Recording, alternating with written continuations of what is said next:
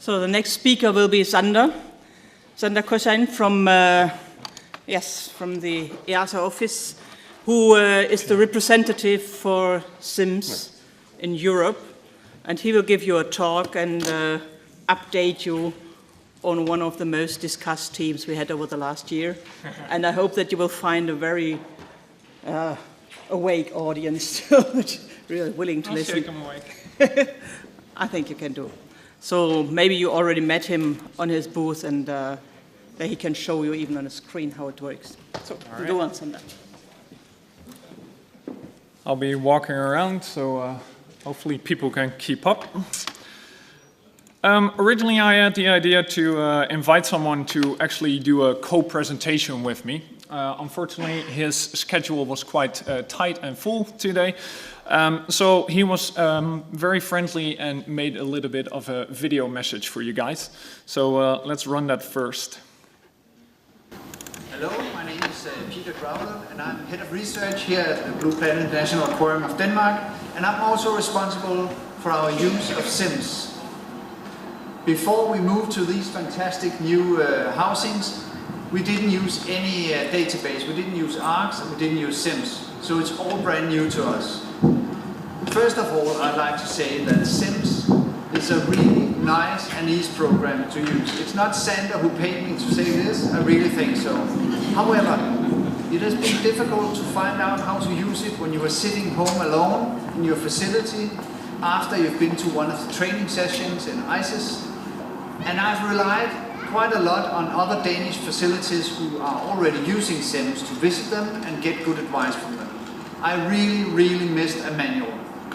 However, now you have the options of going on the internet and get help. The frequently asked questions can actually help you a long way. Of a more practical part of it, we have so far, after being recommended by ISIS in one of the training sessions, we have started out putting into the database all our enclosures, all our tanks. This showed out to be a really good idea, except that we have so many tanks behind the scenes, the quarantine tanks, that are for holding the animals when they're not in display. These are often not very big, and they are also in the same string of water, which means all practical purposes that they are sharing water and sharing disease, if any should be there. So if we had to register every time we move a few fish from one of these tanks to the other, we would simply die from entering these changes. So we have decided now to lump our smaller tanks in the quarantine area into larger names and not register when we move the animals inside that. But beside of that, I think we have had a lot of good experiences with SIMS already, and latest after the Edinburgh meeting, the training session in Edinburgh, I have talked a lot with our veterinarian about that we are really going to take all our water quality measurements and put them into SIMS. And I think that is more or less as far as we've gotten till now. I'm sure we're going to get a lot of good stuff out of SIMS in the future, and I hope you're going to have a very good meeting. Goodbye, Billund. Hello, my name is Peter. So, I have no idea why he says I didn't pay him, because of course I did, you know. This Peter Garland, of course, tomorrow we're going to go to the institution to have a look at the brand new facilities. They just started up with using SIMS, and he's fully in the process of getting trained and seeing how the actual program works to the benefit of the institution. Now I want to talk a little bit about ISIS and about SIMS and on aquarium usage of the program on the whole. So let's get started.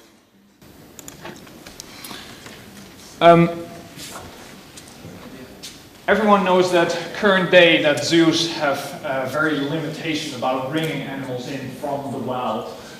This started about 30 years ago when restrictions, legislations came into effect, and zoos really had to look inward to talk about captive collections and maintaining them as a healthy collection to show animals to the wild. Unfortunately, what's happening today to zoos might actually happen tomorrow to aquariums. We already see examples across the globe of legislation being more tightly restricted, crunching into trade of fish and wild-caught fish to limitate those kind of procedures. Examples are in Hawaii, has been a constant battleground for the last 5 years. The US is really crunching down on import regulations. Or, for example, regulations that don't necessarily involve aquariums, but more the consumption of a specific species in China, for example, which may lead to complications for the aquariums that want to display these animals. So aquariums are at a crucial time to actually start preparing for the future. Whereas when we saw 20 years, 30 years ago for the zoos, the aquariums now have already time to prepare for a future that will be coming. So let me emphasize that. Aquariums are at a crucial time to prepare for the future. So here's where ISIS comes in. ISIS is a non-profit organization. We're very much community driven. We're serving aquariums and zoos alike. And we're supporting conservation efforts as well as captive collections with our data. We provide the tools for managing your own captive collections to make sure that you have the benefits of the program, but as well, we support the international and national breeding programs that are set up around the world. Now, I've heard already a couple of very good examples in presentations this day about the sharks, about the rays. So, what does ISIS membership give you? Well, ISIS membership gives you access to the community, and as well to our software that we've developed. Over the years, ARCS has been going through a lot of changes. ARCS is our previous generation. It wasn't very suited for aquariums. You couldn't really do anything with your enclosures or your groups of fish that you had. But we've made a very, very big step upwards with our new software called ZIMS.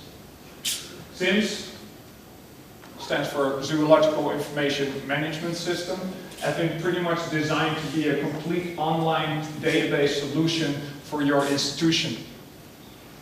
It will allow you to do a lot of things, and I'll walk through a couple of examples of what you can do in the system. First of all, easy navigation. We had a bit of a rough start in 2011. Our first version of the program was quite difficult to navigate, quite difficult to enter in data. But we redid it completely in 2012. The navigation that's currently our standard is very well received by our community. Community consisting out of 800 institutions worldwide. These are mainly zoos, but we also have 40 aquariums around the world, and they are using this program too. Access your data in real time from anywhere where you have an internet connection. This means back home on your couch. This means on your vacation if you have Wi-Fi on your chair on the beach. I'm not saying that you should work during your vacation, but if you want, you can. Add data for multiple entities. This is something that's really a time saver for a lot of institutions. Add data to multiple animals at the same time, or go through the enclosure side of the database to record data for all occupants in the enclosure. Input your water quality measurements, as well as import the historical water quality measurements that you have through a form of Excel sheet. If you have automatic systems that can export all your data to Excel sheets, you can import those into ZIMS and you can tie them directly into your animal database. Exhibit data recording. Already recording dimensions, substrates, what kind of plants do you have in your exhibits, furniture, plant taxa, are you planning to introduce other specific species into your tanks? Extensive group tracking, here's where ARCS was lacking quite a lot, but then ZIMS has been much improved. You can merge, split, take out an individual, put in that individual back into the group, and at a later stage pull it out again. For example, if it keeps getting a certain disease symptoms. Life support record your components, manufacturers, connect them to your enclosures, do maintenance requests on those. Everything can be recorded into the system. And complete user control. This means that you don't have to work with one centralized person anymore. There's no registrar function in an aquarium. Very different from what we see in zoos. Here people can actually work together. You give little pieces of access to the system, to all your aquarists. They can input their data from their own enclosure, from their own tanks, put in the water quality measurements. This takes a couple of minutes every day from each person, but together you start filling up the database in quite a big and easy way. So is that all? No, even more. Medical reports coming at the beginning of 2014. Already able to draw graphs, weights, lengths, if you have those kind of animals, water quality measurements. Activity reports, this is more human resource management. You can check what your users are doing in the system. If it's something that they shouldn't do, you can turn back those things. So you have complete control of what's happening. Customized use terminology, and of course full data security. Everything is up in the cloud. That means that your data is safe, fully backed up multiple times on servers that also host services like Amazon and Google. We have full redundancy for your data, meaning a server crash in your own institution, you will not lose that data anymore. A fire, a flood, your data will be safe. Hopefully the animals too. Available wanted list, something that people might be familiar from an EASA point of view, where you can actually advertise animals that you want to move to other institutions. You might put them up for trade, donation, and even purchase if you like. And much, much more. I could probably fill a couple of days talking about what you can do in the system.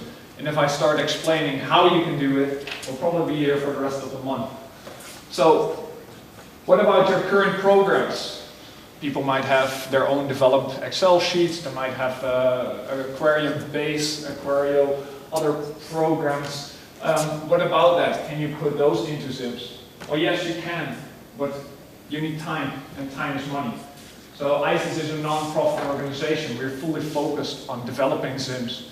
But if you want, we can import your data. There's just a price tag to that. What about requesting enhancements and data standards? If you're missing something in the system, do you also have to pay for that? No, you don't. This is something that we provide for the community. We're already always asking for feedback, so you can help us shape the program of what you want the program to do. Do you think of a nice functionality that you're looking for? Send it to us. We'll put it in a list. We'll prioritize it. The more people that want it, the higher the priority it gets. The less money it costs, the higher the priority it gets.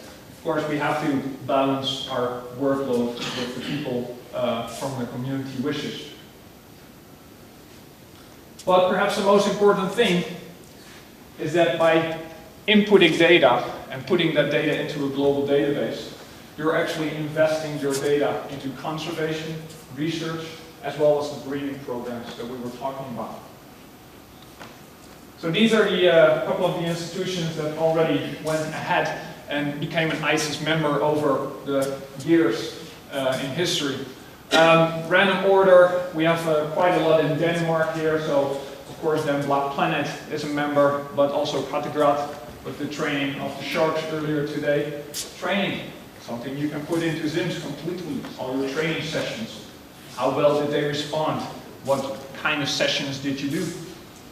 Other examples, Legoland Atlantis is also a member. Going a little bit more down, we had the great reproductive from the little sharks earlier today, from Oceanario to Lisboa, Mundomar. Other places in the world, we have some big aquariums in Canada. We just had a big aquarium join us in South America, Parco Explora, Mendelin. And actually yesterday, the newest member in our community, which is Aquario Vasco da Gama. It's a very nice, tiny little aquarium in Portugal that had a little bit of trouble getting their finances agreed upon because they're actually managed by the US, not the US, the Portugal Navy. So all these institutions, all these aquariums, as well as all the zoos, they're collecting data. This is something very interesting from the ICES point of view, and also for the national associations, the breeding programs. What kind of data are we collecting? Well, I'm happy to say that when we originally started with the new version in April 2012, within 9 months, we already hit the more than 1 million data entry mark. That means that the people that were using ZIMS at that time input 1 million data entries into the system. Now this could be a transfer, this could be a weight recording, this could be an enclosure move, anything that they did as a recording in the system. It's very likely, because we've been growing very fast, we now have 600 of our 800 members already using ZIMS. The remaining 200 are lagging behind because of time issues, waiting for the medical to come out before they actually transfer. But we'll likely hit about 3.5 million data entries by the end of this year, and we're just keeping growing. So, very nice center, a lot of people using it. Now, a lot of information in there, but how does the program look like? Well, this is a screenshot of our desktop. A lot of people that see this should feel a very familiar feeling. People that are used to working with Windows will feel right at home in our ZIMS desktop. Because we have our start button, we have a taskbar, a little date of course, nice desktop image that will change every 3 months after we put up a big update. Every 3 months you'll have new functionality. You have bug fixes and enhancements that people have requested. So once you see that image change, that's a little bit of an alert for the people using the system to check out what's new, to check out the online sessions to see what's happening. Icons on the desktop that will start up the different programs, the different modules in ZIMS. If you open up those modules, you can drag them around, you can minimize them, you can put them next to each other. So you're working in your enclosures as well as in your life support, as well as in your animal part of the data. You can very quickly switch around the program. A little bit more closer look at one of the modules, in this case the enclosure module there. Inside, the data is also divided up in a way that's very pleasant for the eye, very orderly. You can open and close these boxes one by one if you want, or if you want to open them all, you have the expand all and collapse all. So here we're looking actually at an enclosure where we see the occupants in this enclosure. We can record feeding logs from the enclosure side, as well as water quality measurements. And that's not all, there's a lot more because we are working with tabs. There's a couple of details on this tab, but there's more tabs that you can explore. Another example of what we do is make something more easily recognizable. So this is actually a group explorer. This is a full history of the group recording the censuses that you're doing in the system, where you can see on the left side what the additions to the group were. The middle column is the total numbers over time, so the true censuses. And on the right side you have the dispositions from the group. Another example, doing the graphs, in this case a temperature graph. There's a lot of things that you can do in the system, and everywhere you'll see little buttons like this, which is a little PDF icon.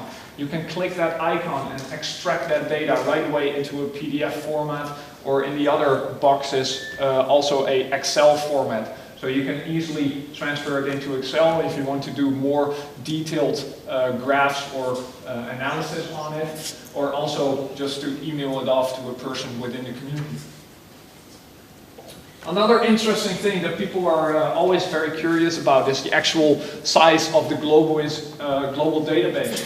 So you have species holdings where we can do a search for the black-tipped reef shark, one of the breeding programs that are being set up and worked on in the aquarium world.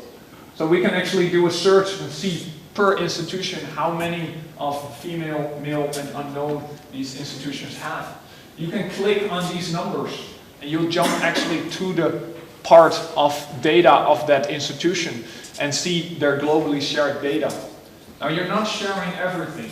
Don't be afraid of that. You have a large part of the data as your private data. But there's always core information that's available for the community, like birthplace, like pedigree information, like identifiers. Where's the animal kept? Who's the legal owner of the animal? That's very important information for setting up breeding programs. Or dive into the more exotic parts of ZIMS. One of the new additions to the system is the population overview report, where you can actually search on a species on a global, regional, or association level and see how they're doing over the years. In this case, copperband butterfly fish. And this is just something that I pulled up. I have no idea what the fish looked like. But, just as an example, we see that a number of living individuals is 45, which are displayed in this age pyramid. So age pyramid looks pretty good. Healthy, young number of animals, which decrease over the years. But that's actually just a small part of the population, because a little bit down we see that there's actually more than 200 animals in a group. Now I don't think these animals were introduced into the mid-90s in aquaria, but that's when they started first recording the animals in our system. So a lot of possibilities in the program of what you can do. But why would you do it? What's the reason to go into the program? Is it just for conservation? You might want to know the benefits just for your own institution.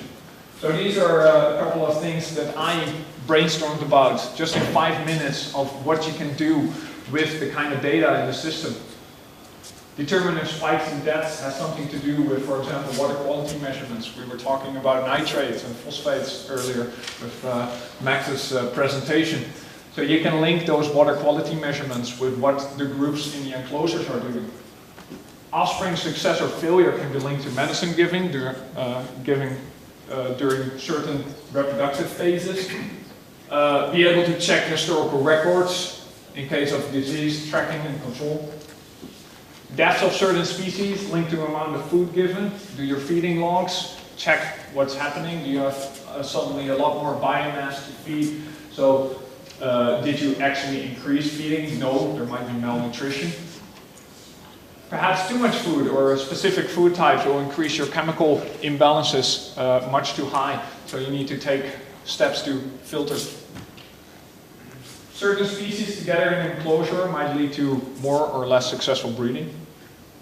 And of course, track the pedigree for those species that can be individually recognized to make sure that your breeding programs have good analysis and make sure that there is a healthy biodiversity and not so much inbreeding.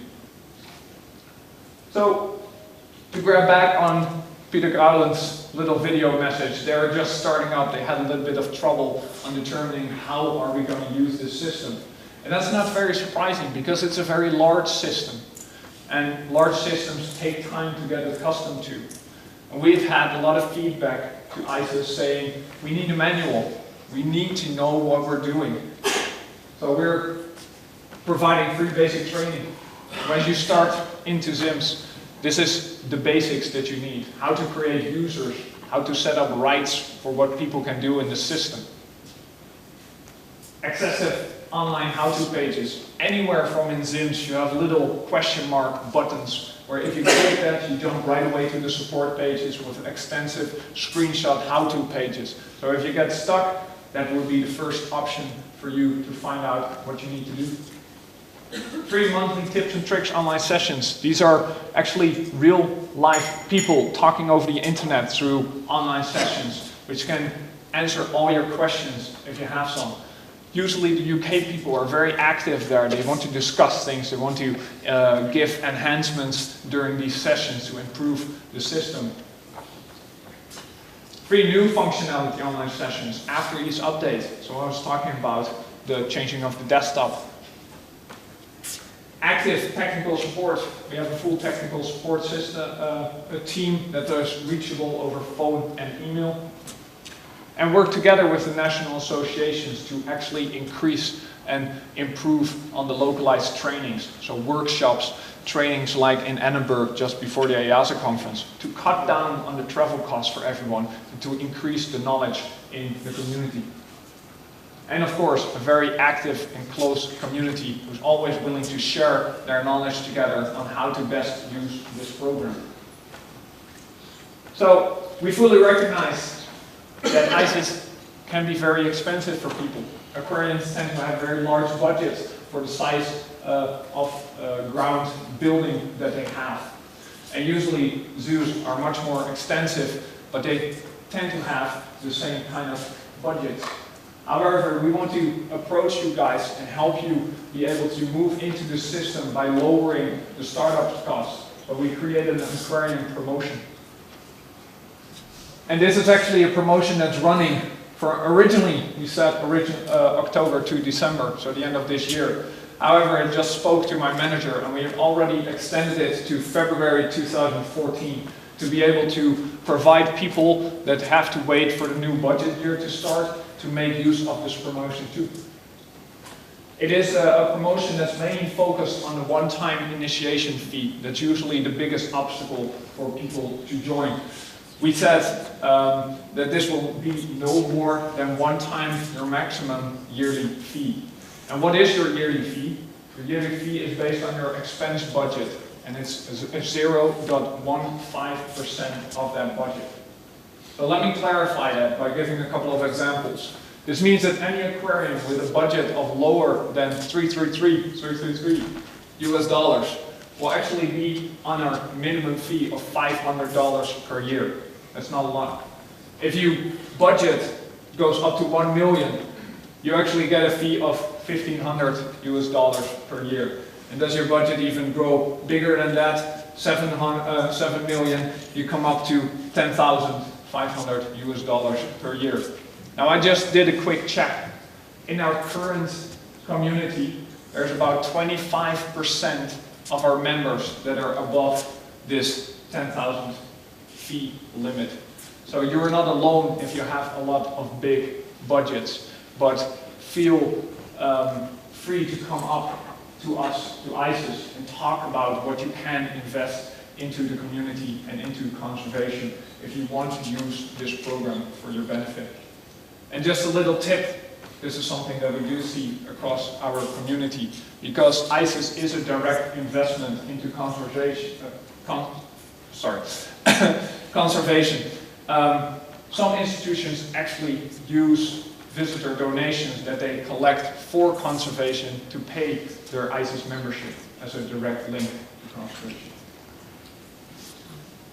That's it for me. I would like to especially thank my starring guest Peter Growland from the Blauw Planet, as well as ZSL London Zoo for using their data for my screenshot, etc. And if we do still have some time for questions, I would like to open up the floor. Thank you for your attention.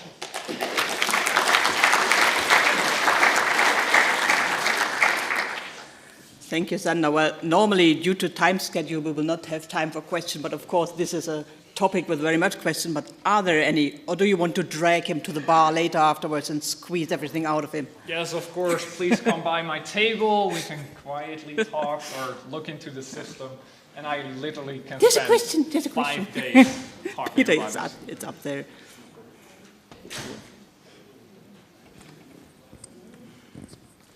Hi, I was the one that complained about the price and why they came up with the discount.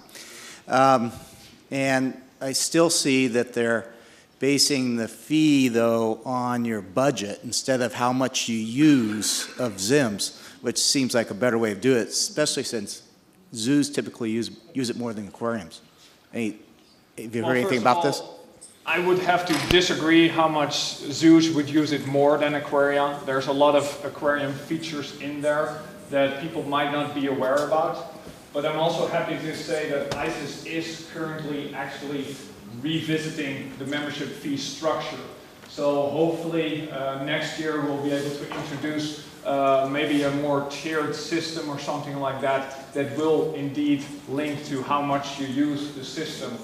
But what precisely that structure will be. I cannot say yet because that's actually above my pay grade and I don't know yet. Yeah, well, I mean, it might be based on the modules, for instance. Like, for instance, my water quality guy doesn't really like the water quality module, to say.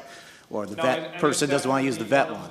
One of the scenarios that they're looking at, but it's not the only scenario that's currently being judged if it's a viable solution or not. Okay, thanks. Okay, no more hands up, so then we just put the rest to your desk or to Yep. the bar, so whenever. Please because come talk to me. there must be questions, I know that. Thank you. Okay, thank you very much, Sander.